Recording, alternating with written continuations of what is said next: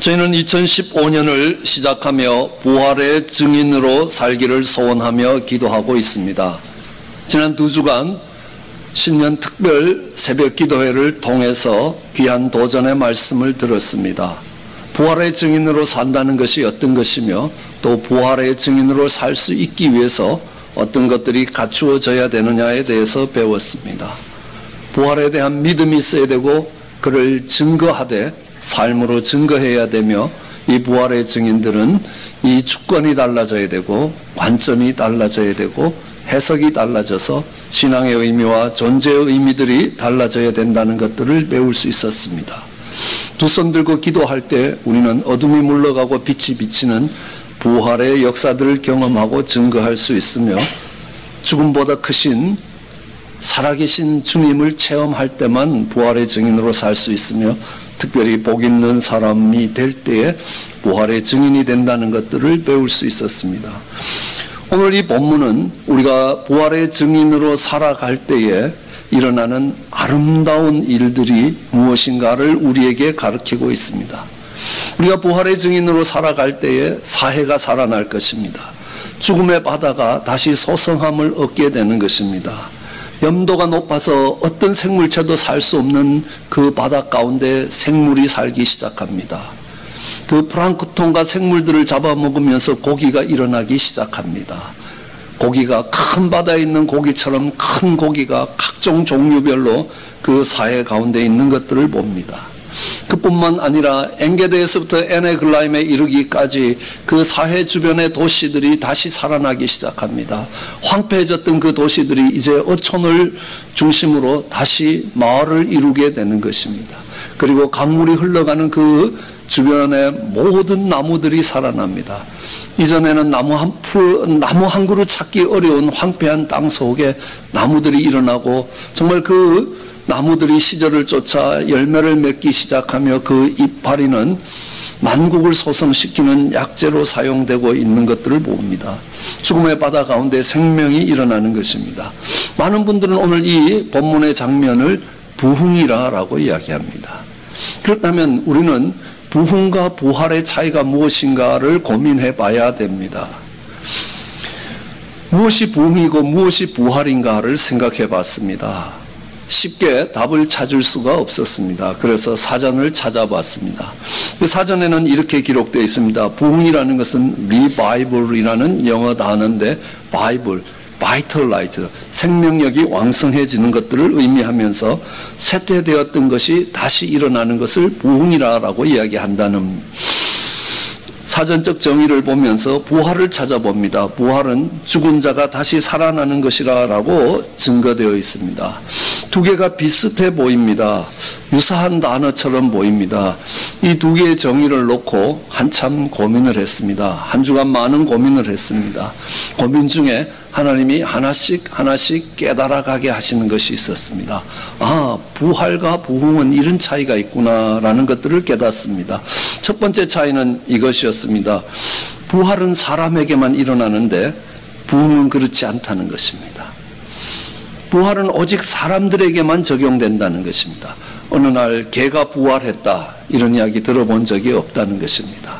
그러나 부흥은 모든 것에 적용되고 있는 것을 알 수 있습니다. 우리가 오늘 읽어본 본문에 의하면 바다가 살아나는 것입니다. 땅이 회복되는 것입니다. 그래서 그 속에서 나무들이 자라기 시작하고 다시 그 나무들이 열매를 맺고 이파리가 무성해지기 시작합니다. 바다 속에 고기들이 살아나는 겁니다. 마치 무너졌던 교회가 다시 세워지는 것처럼 엔게드에서부터 에네글라임까지 어촌이 마을이 새롭게 살아나는 겁니다. 이것을 일컬어서 부흥의 역사라는 겁니다. 동일한 생명의 역사지만 이 부흥의 역사들은 사람에게만이 아니라 모든 만물의 회복에 연결되어 있다라는 것들을 쉽게 알 수 있었습니다. 부흥과 부활의 두 번째 차이는 이 부흥은 죽음을 전제하고 있지만 부활은 죽음을 전제하고 있지만 이 부흥은 꼭 죽음을 전제하지 않아도 된다는 것입니다. 예를 들어 꺼져가던 불이 다시 살아나는 것은 부흥이라는 겁니다. 다시 흥해지는 것이니까요. 죽음을 향해 가던 그것이 다시 생명의 역사로 살아 올라가는 겁니다. 약해졌던 것들이 다시 강해지는 것입니다. 병이 들어서 죽을 수밖에 없는 이런 병상에서 모든 근육들이 약해지던 그가 다시 회복해서 다시 건강해지는 것, 다시 일어날 수 있는 것입니다. 무너졌던 도성이 느헤미야와 같은 사람의 수고를 통해서 아름답게 세워지는 것, 부흥이라고 이야기합니다. 예루살렘의 부흥이라고 이야기합니다. 어두워져 가던 것이 다시 밝아집니다. 교회가 세상을 향하여 빛을 드러내지 못하던 그 죽어가던 교회가 다시 세상을 향하여 빛을 드러낸다라고 하면 다시 흥해졌다는 것입니다. 그러나 부활은 분명히 죽음을 전제하고 있습니다. 죽어가는 것이 아니라 죽은 것이라는 겁니다. 온전히 죽은 것 속에 다시 일어나는 것입니다. 꺼져가는 것이 아니라 완전히 불꽃이 꺼져버린 것입니다. 무너지는 도성이 아니라 무너져서 황폐해진 도성이라는 것입니다. 황폐해진 그 땅이 다시 효력을 발하는 겁니다. 완전히 무너진 그 자리에서, 완전히 사망이 역사하는 그 자리에서 다시 일어날 때 그것을 부활이라고 이야기를 한다는 것들을 들었습니다. 그래서 어떤 분들은 이렇게 이야기합니다. 부흥이라는 것은 잠자다가 다시 깨는 거라면 부활은 죽었다가 다시 살아나는 것이라고 정의를 하기도 합니다. 부흥도 부활도 하나님의 부르심이 있어야 되고 예수님의 찾아오심이 있어야 되고 또한 성령의 역사하심이 있어야 되고 그 부흥과 부활도 동일한 변화와 회복이 있으며 하나님의 임재의 회복과 은혜로 주어지고 있다는 사실입니다. 그러나 부흥과 부활에 가장 큰 차이가 있습니다. 가장 큰 차이가 있을 뿐만 아니라 가장 큰 의미를 부여할 수 있는 차이라는 사실입니다. 부활을 경험한 사람이 부활의 증인으로 살아갈 때에 우리 속에 나타나는 현상이 부흥이라는 것입니다. 부흥은 부활을 경험한 사람들이 부활의 증인으로 살아낸다면 그때 당연히 따라오는 결과적인 현상이 부흥이라는 사실입니다. 그렇기 때문에 부활을 경험한 모든 부활의 경험이 부흥으로 이어지지 않는다는 것입니다. 오직 부활의 증인으로 살아갈 때만 부흥이 일어난다는 사실입니다. 그럼 부활의 증인이라는 말, 이 증인 대신에 이 증인은 사람을 이야기하고 있습니다. 거기에 예수님을 집어넣어 보면 우리는 쉽게 이해할 수 있습니다.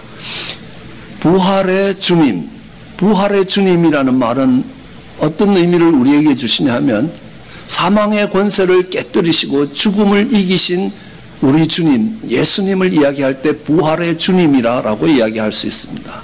그러나 그 부활의 주님이라는 말은 똑같이 그분이 사망을 깨뜨리고 이기시고 승리하셔서 우리를 거기에 동참시키시고 우리를 연합시켜서 우리로 하여금 부활을 경험하게 만들어주시는 주님이시라는 뜻이 거기에 함께 포함되어 있습니다.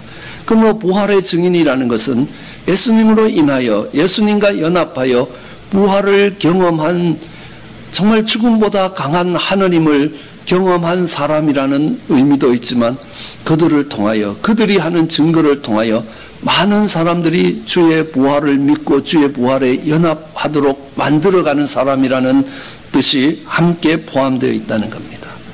우리는 이 부흥의 역사들이 일어나기 위해서 우리 속에 부활의 경험들이 먼저 있어야 되는 것입니다.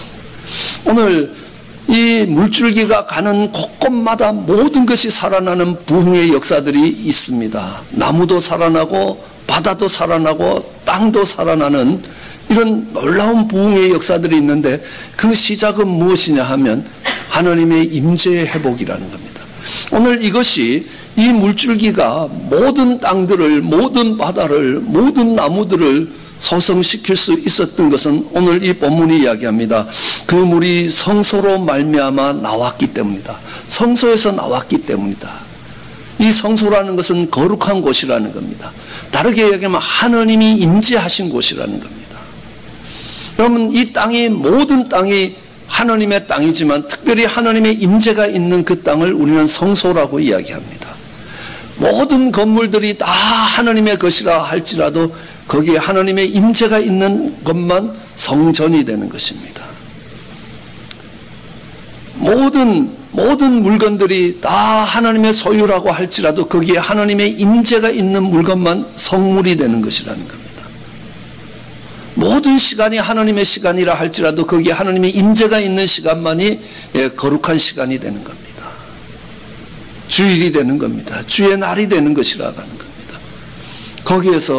거기에서 놀라운 역사가 시작된다는 것을 오늘 성경 본문이 말씀해 주고 있습니다. 하나님의 임재가, 그것도 떠나갔던 하나님의 임재가 다시 회복되는 것은 우리에게 있어서 부활의 경험이라는 겁니다. 그 부활의 경험이 있는 곳에서부터 시작되어서 생명의 강이 흐르기 시작하고 생명수가 흘러서 강을 이루고 온 땅을 살린다는 것을 우리는 잘 알 수 있습니다. 오늘 우리 성가대가 불러준 찬송도 그렇습니다. 주의 영이 우리에게 임재하셔서 가난한 자에게 복음이 전해지게 되는 겁니다. 갇힌 자들이 자유함을 얻게 되는 것입니다.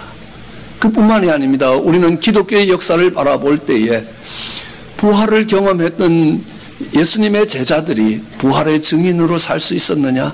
아니라는 겁니다. 부활하신 예수님을 보고 정말 분명한 부활의 증거들을 갖고 있었지만 그들은 부활의 증인으로 살 수 없었습니다. 오히려 그물을 들고 세상을 떠나서 옛날 고기 잡던 곳으로 돌아갔던 사람들입니다. 그러나 그들이 부활의 증인으로 설 수 있었던 것은 하나님의 영이 그들 가운데 임재하기 시작한 때였습니다. 성령이 그들 속에 임재하기 시작했을 때 이 초대교회의 120 성도들은 부활의 증인으로 서기 시작했고 그들로 시작된 교회는 오늘날 온 세상에 수많은 생명들을 살려내는 역사로 이어져 왔다는 사실입니다. 그것이 어디에서 시작된 것입니까? 그들이 그들의 눈으로 부활하신 주님을 목도한 때가 아닙니다. 부활을 경험한 것 그때도 아니었습니다. 하나님의 임재가 있을 때부터 그들 속에 부활의 증거의 능력들이 일어나기 시작합니다. 오늘 미국의 부흥을 갖고 왔던 D.L. 무디라는 분이 있습니다. 국민학교도 졸업하지 않는 그분이 어느 날 뉴욕 거리를 걷다가 하나님의 임재, 성령의 충만한 임재를 경험하게 됩니다. 그리고 D.L. 무디는 이야기합니다. 나는 똑같은 말을 설교했다는 겁니다. 똑같은 설교 원고를 가지고 똑같이 전달했다는 것입니다. 그의 지식이 늘어난 것도 아닙니다. 경험이 더해진 것도 아닙니다. 그러나 수많은 사람들이 그 말씀에 반응하고 하나님께로 나아왔다는 사실입니다. 무엇으로 설명하겠습니까? 하나님의 임재로밖에 설명할 수 없다는 것입니다. 그 뒤에 무디는 어떤 집회를 가든지 어디를 가든지 그가 제일 먼저 전했던 그 설교는 성령 받으라는 설교였습니다. 하나님의 임재가 있어야 우리 속에 생명의 역사가 일어날 수 있다는 그 복음을 외치기 시작했습니다. 그 성령의 임재가 있는데 그곳에서부터 부흥의 역사들이, 살아나는 역사들이, 우리의 주변이 살아나는 역사들이 일어날 것입니다. 그러므로 그 역사들은 우리에게서 시작되는 것이 아니라 하나님으로부터 시작된다는 사실입니다.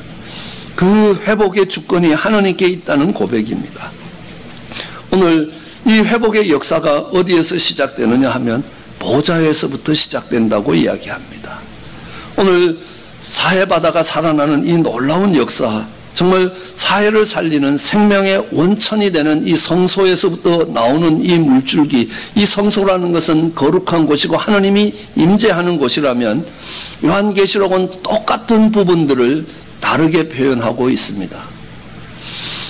오늘 에스겔서의 마지막 부분과 요한계시록의 마지막 부분은 상당히 비슷하다라는 걸 알 수 있습니다.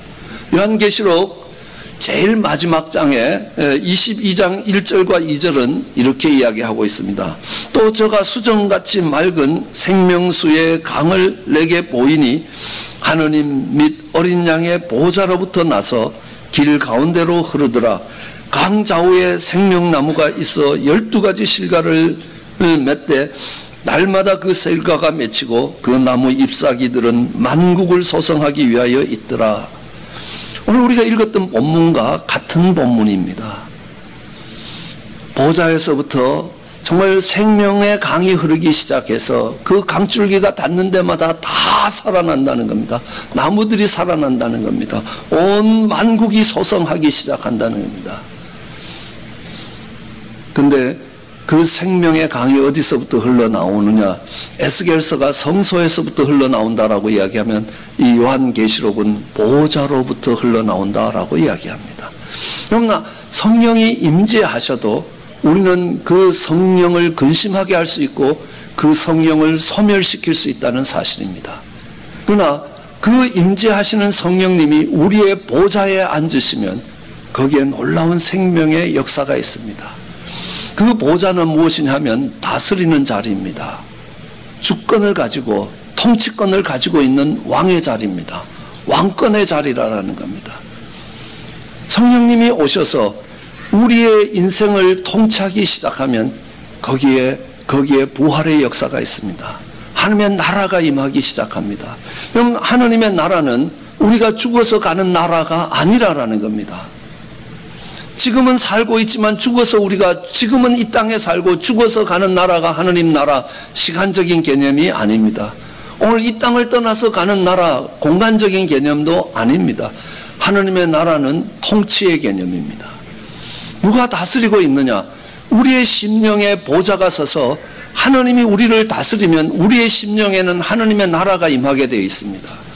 우리의 가정에 주님이 오셔서 그 주님이 보좌에 앉으셔서 우리의 모든 가정이 주님의 다스림을 받게 된다면 그 가정은 하나님의 나라, 의와 기쁨과 평강이 가득한 하나님의 나라로 바뀔 것입니다.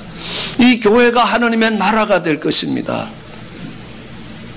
교회의 지도자들이 이 땅을 다스려가고 이 교회를 다스려가는 것 아니라 주님이 보좌에 앉으셔서 주님이 이 교회를 다스린다면 이 교회는 하나님의 나라가 될 것이라. 그것이 보좌라는 개념입니다. 다스림의 개념입니다. 통치의 개념입니다. 내가 왕이 되어서 그 자리에 앉아 있는 것이 아니라 내가 하느님처럼 되어서 내 인생을 내 뜻대로 결정하는 것이 아니라 내 뜻을 버리고 하나님의 뜻을 따라서 내 계획을 포기하고 하나님의 계획을 따라서 그렇게 갈 때에 주님이 우리의 보좌에 있는 것입니다. 내 편견과 고집을 꺾는 것이라는 겁니다. 내가 죽고 그리스도가 사는 역사가 일어나는 것입니다. 거기서부터 생명이 흘러가기 시작하고 생명의 역사들이 일어나는 것입니다. 내가 죽고 그리스도가 사는 그 부활의 역사가 우리의 삶 속에서 일어난다면 그곳에서부터 생명의 역사들은 온 땅으로 흘러가고 수많은 사람들을 살리게 될 것이며 정말 열국을 소성하게 되는 역사가 있을 것이라고 이야기합니다. 우리는 하나님의 임재가 있어야 됩니다. 그리고 우리 가운데 보좌가 세워져야 되는 것입니다. 그리고 그 보좌로부터 하나님의 은혜의 강이 생명수가 흘러나가도록 해야 되는 것입니다. 그것을 가두어 놓으면 그 하나님의 은혜를 그 속에 가두어 놓으면 내가 받은 은혜이기에 내 속에 가두어 놓으면 그것은 사해가 되는 것입니다. 썩는다는 것입니다. 사해 가운데 썩은 물이 들어온 것 아니라는 겁니다. 생명수처럼 흘러들어오지만 그들이 더 이상 그것을 흘려보내지 않는 한에 있어서 그것은 죽음의 바다가 죽음이 다스리는 바다가 되어버렸다는 것입니다. 흘려보낼 수 있어야 된다는 겁니다. 나눌 수 있어야 된다는 겁니다. 받은 은혜를 나누고 흘려보내라는 것입니다. 그것이 축복의 통로가 되는 것입니다. 그것이 생명의 강이 돼서 흘러갈 것입니다. 그런데요, 이것을 가두면 거기에는 더 이상 은혜의 역사도 생명의 역사도 그치지 않고 그 은혜가 갇혀지는 순간부터는 그 은혜가 사망으로 역사하기 시작하는 겁니다. 이것을 나누되 어떻게 나누냐 하면요, 이 은혜의 강이 흘러가면서 점점 1,000척을 재면 발목에, 다시 1,000척을 하면 무릎에, 다시 1,000척을 재면 허리에, 그 다음에 정말 강을 이루어서 한 길이 넘는 강을 이루어서 그것이 얼마나 커지는지 더 이상 건너갈 수 없는 강이 된다는 겁니다. 이것은 우리에게 무엇을 이야기하냐면 정말 이 보좌로부터 흘러나가는 생명수가 사해로 흘러간다고 사해가 살아나지 않는다는 것입니다. 그것은 뭐냐면 연합입니다. 그 물들이 모이는 겁니다. 함께 물들이 모일 때에 처음에는 발목에 찰 정도의 물밖에 안 되지만 그 물들을 점점 모을 수 있다는 겁니다. 그럼 어떻게 물들이 모일 수 있겠습니까? 이 물이 점점 낮은 곳으로 내려가야 모일 수 있습니다. 이 물이 높은 곳으로 올라가면 절대로 물이 모일 수가 없다는 사실입니다. 낮은 곳으로 어디까지 죽음이 있는 그 자리까지 낮아지면 거기에는 많은 물들이 모이게 된다는 겁니다. 우리는 잘 알고 있습니다. 죄의 이유가 무엇이냐, 죄의 동기가 무엇이냐, 내가 하느님처럼 되겠다고, 내가 높아져서 북극 위에 모든 무별 위에 지극히 높아져서 지극히 높은 자와 비기겠다라는 것들이 죄악의 동기가 됐습니다. 선악과를 따먹었던 이유가 됐다는 겁니다. 내가 하느님처럼 되겠다는 겁니다. 그것은 죽음의 역사를 갖고 왔습니다. 그런데 이제 내가 낮아지겠다는 겁니다. 내가 포기하겠다는 겁니다. 내가 하느님처럼 높아지는 것을 버릴 거라는 겁니다. 그것이 부활의 역사라는 겁니다. 하나님처럼 높아지고자 하던 사람이 이제는 섬기기 위해서 무릎을 꿇고 낮아지는 자리로 내려가는 것이라는 겁니다. 거기엔 수많은 사람들이 함께 모일 겁니다. 그럼 잘난 척하는 사람들 주변에 사람들이 모일 수 있겠습니까? 아니라는 겁니다. 찬양을 하든 무엇을 하든 자기들이 잘났다는 걸 증명하기 위해서 자기들의 존재의 증명이 이유가 된다면 그것은 악하기 그지없다는 겁니다. 나 정말 낮아지는 자리에서 섬기겠다라고 한다면 하나님이 그곳에 그렇게 낮아지고자 하는 생명력 있는 수많은 사람들을 그곳으로 모으시고 그것으로 세상을 바꾸실 것이라는 겁니다. 그때에 사해가 살아나고 땅이 회복되고 바다가 회복되고 정말 무너졌던 어촌이 세워지듯이 무너진 교회와 교회들이 회복될 것이라는 겁니다. 거기에 생명의 회복이 있을 것입니다. 아름다운 회복이 있을 것입니다. 황폐했던 땅들이 푸름이 가득한 아름다운 땅으로 회복될 겁니다. 그리고 사회가 고쳐지게 될 것이라는 겁니다. 우리는 그것을 부흥의 역사라고 이야기합니다. 그 부흥의 역사는 어디에서 시작되느냐? 정말 하나님의 임재에서부터 시작됩니다. 떠나갔던 하나님의 영광이, 떠나갔던 하나님의 임재가 다시 회복될 때에 그것을 우리는 부활의 경험입니다. 거기서부터 생명의 역사가 시작될 것이고 그 돌아오신 하나님이 우리 삶에서 가장 존귀한 자가 되고 왕이 되실 때 그 주권이 하나님께 있을 때 그로부터 은혜의 강이 흘러나갈 것입니다. 그리고 연합하고자 연합을 위해서 무릎을 꿇고 낮아지는 자리에 갈 때에 하나님이 그 연합을 위해 무릎을 꿇고 낮아질 수많은 동역자들을 함께 모아주실 것입니다. 그때의 세상은 회복될 것이고 사회는 회복될 것이고 어촌이 다시 세워질 것입니다. 오늘 하나님께서 여러분 속에 찾아오셔서 여러분 삶의 주가 되셔서 그 보좌에서부터 이제는 세상을 섬기겠다고 무릎을 꿇을 수 있는 여러분이 되실 때 여러분 이 땅의 부활의 증인이 되어서 부흥을 가져오게 될 것입니다. 그런 한 해가 될 수 있기를 주의 이름으로 축원합니다.